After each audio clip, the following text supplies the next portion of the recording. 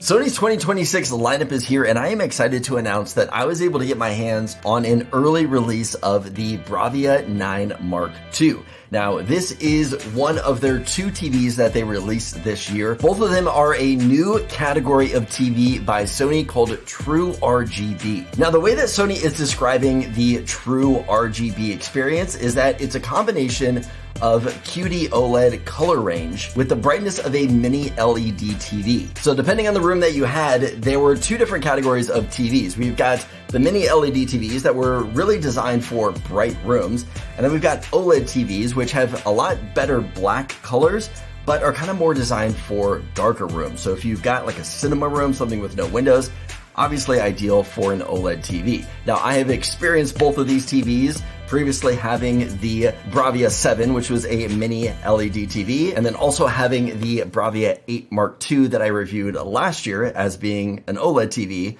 Both of these are exceptional in the specific room conditions that they are designed for. But this kind of blends both of those together. So for myself, in my living room, I have windows everywhere. It is a very bright room during the day. So it's ideal to have a very bright TV. And that is exactly where the Bravia 9 Mark II with its True RGB falls into it. So what is True RGB? Well, True RGB combines the color range of QD OLED with the brightness of mini LED technology. So typical LED TVs create light with blue LEDs, and then they convert that into color using filters. But for True RGB, they're actually using 3-color RGB LEDs. So we see the red, green, and blue. And each of those LEDs is independently driven.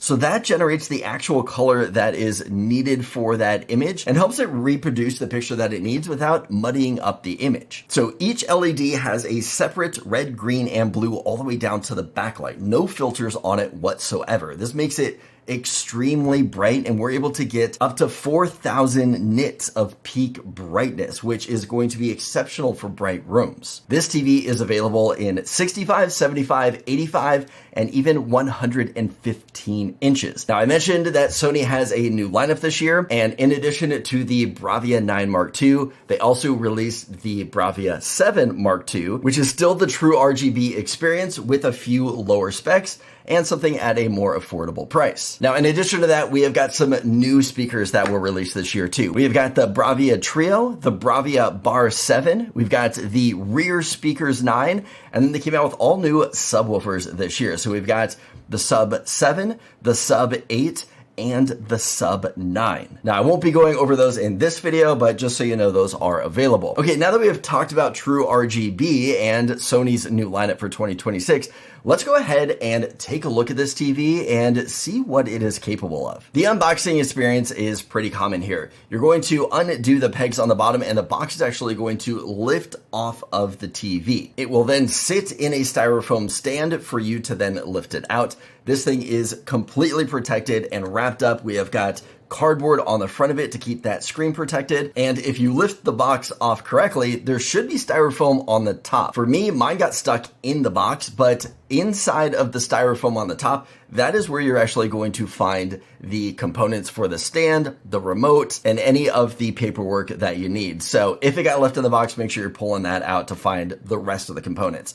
Now, the stand is something that is pretty unique to the TV this year, and it's something that they're calling the Mirage stand. It essentially makes the TV look like it is floating on top of its stand because it has a unique panel on the front of it that hides all the cables. So with all the cables behind the TV that are going down, this plastic filter right here is actually going to hide all those cables so you don't see them. However, it gives it a transparent look and actually pulls the colors from the wall behind it. So if you look at mine is matching the color of the wall behind it without any cables there. In fact, taking a look at it right now, how many cables would you think are behind this TV right now? I'm gonna go ahead and take this panel off and show you what it actually looks like without this filter, and you can see there's a lot of cables there, and then putting the filter back on, everything just disappears and blends into the background. It's pretty amazing what they've done with this stand. Now, taking a look at the back of the TV, we have got the power cable down here on the lower left-hand side. Flip the TV around, that's going to be on the lower right-hand side. So keep that in mind when you're looking for a plug for this device right here. All of the other inputs are going to be on the other side. So for me, looking at the back, that is going to be on